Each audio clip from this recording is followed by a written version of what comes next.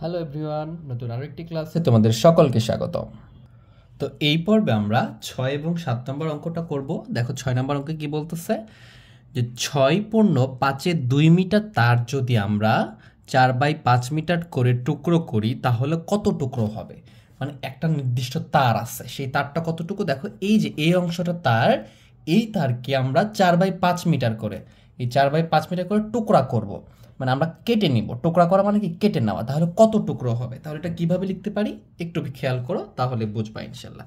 তাহলে আমরা এটা সমাধান করতেছি। দেখো তা লিখতে পারি যে 6.5 মিটার, 6.5 মিটার তার যদি, যেটা লিখে আছে এটাই লিখবা, যদি আমরা 4/5 মিটার করে টুকরা করি, 5 মিটার করে টুকরা করি। আচ্ছা, তাহলে বলছে টুকরা কত টুকরা হবে, তাহলে টুকরার সংখ্যা হবে, তাহলে টুকরা সংখ্যা হবে। আচ্ছা, ভালো করে বুঝো, এত মিটার তারকে আমরা এত মিটার করে টুকরা করব, তাহলে এইটাকে এটা দ্বারা ভাগ করতে হবে না। 6/2 ভাগ 4/5, তাহলে এটা কি হবে, টুকরা হবে, এত টি টুকরা হবে। বুঝো ভালো করে, বলছে প্রশ্নে যে এত মিটার তারকে যদি আমরা এত মিটার করে টুকরা করি, তাহলে আমার যদি এটা একটা তার থাকে, আমি যদি একটা নিই, মনে করলাম এটা হচ্ছে আমার একটা তার, এটা কি আছে আমার এটা একটা তার, এই তার হচ্ছে এত মিটার, এই তারটা কত মিটার, এত মিটার, এই তারকে আমি এত মিটার করে টুকরা করবো, মানে একটা নির্দিষ্ট অংশ করে টুকরা করব। তাহলে কি করতে হবে, এই অংশটাকে এটা দ্বারা ভাগ করতে হবে না, এটাই করছি আমরা, এই অংশটাকে এইটা দ্বারা ভাগ করছি। মানে যতটুকু তার ছিল ওইটাকে এত টুকরা করে ভাগ করতে বলছে, মানে টুকরা বানাইতে বলছে, কতগুলো টুকরা হবে, তার মানে এত মিটার করে যেহেতু আমরা কেটে নিব, তাহলে এত দ্বারা মোট তারকে ভাগ করলে আমরা মোট টুকরার সংখ্যাটা পেয়ে যাব। তাহলে এটা কিভাবে ভাগ করতে পারি, আমরা যে ভাগটা শিখে আসছি আমরা দ্বিতীয় পর্বে, সেভাবে আমরা ভাগটা করব। তাহলে এটা যেহেতু আগে মিশ্র আছে, এটাকে আমরা অপ্রকৃত করব, 5 6 30 হবে, আর 2 যোগ করলে কত হবে, 32/5, এখানে ভাগ কত, 4/5, এত টি। তাহলে এখন কি করি, আমরা ভাগ থাকলে এটাকে উল্টিয়ে দিই, তাহলে আমরা লিখবো যে 32/5 গুণ 5/4, তাহলে 5 আর 5 কাটা যাবে, 4 দিয়ে যদি 32কে ভাগ করো তাহলে কত হবে, 8 হবে। তাহলে এত টি, তাহলে কতটি টুকরা হচ্ছে, 8টি টুকরা হচ্ছে। ভালো করে বুঝো, এখন 8টা টুকরা হচ্ছে, কতটি টুকরা হচ্ছে আমাদের, 8টি টুকরা হয়েছে। কিভাবে হয়েছে, এই যে আমি তার আঁকাইছি এখানে, এই তারটা এই যে 6.5 3 মিটার, এটাকে আমরা কি করছি 32/5 পাইছি না, টোটালটা হচ্ছে আমার এই যে 6.5 2 মিটার, এই টোটাল তারটা, এই তারটাকে যদি আমি একটা করে অংশ করি, একটা অংশ মনে করো এই একটা অংশ কাটছি, সেটা হচ্ছে কত হবে, 4/5 মিটার হবে, এই একটা অংশ কাটছি সেটা 4/5 হবে। এরকম ভাবে এটাকে আমরা কত ভাগে ভাগ করতে পারবো, এরকম ভাবে আমরা এটাকে 8টা ভাগে ভাগ করতে পারবো। এটাই হচ্ছে অ্যান্সার। তো আমার টোটাল বলছিল যে এত মিটার একটা তার, মানে কি এই যে টোটাল একটা তার, এটাকে 4/5 মিটার করে, মানে 4/5 মিটার একটা নির্দিষ্ট পরিমাপ করে টুকরা করতে হবে, তাহলে টুকরার সংখ্যা কত হবে, তাহলে ওই টুকরা করে ভাগ করলে এটা টুকরা হবে 8টি। আশা করি বিষয়টা বুঝতে পারছো তোমরা।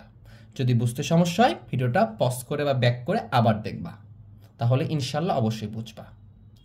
এরপরে দেখো 7 নম্বরটাতে কি বলতেছে আমাদের, 7 নম্বর বলতেছে যে 9/7 বর্গ মিটার একটি দেয়াল রঙিন করতে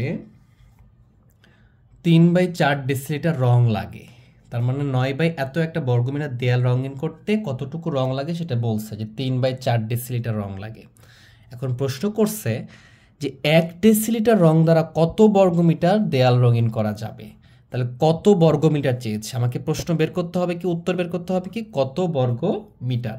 তাহলে আমি বলতে পারি না এটা যে 3/4 ডেসিলিটার রং দ্বারা রঙিন করা যায় এত বর্গমিটার। তো এটা প্রথমে আছে বলে যে প্রথমে লিখতে হবে এইটা না, আমাকে যেটা চাইবে, কত মিটার কত ডেসিলিটার চাইলে ডেসিলিটার পরে লিখতাম, এখানে চাইছে কত বর্গমিটার দেয়াল রঙিন করা যাবে, ডেসিলিটার যেহেতু দেওয়া আছে তার মানে এইটা আমি লিখবো এইভাবে যে 3/4 ডেসিলিটার রং দ্বারা দেয়াল রঙিন করা যাবে এত বর্গমিটার, অর্থাৎ 1 ডেসিলিটার রং করা যাবে কতটুকু, তাহলে আমাদের অ্যান্সারটা হয়ে যাবে। তাহলে দেখো কিভাবে লিখতে পারি আমরা এটা।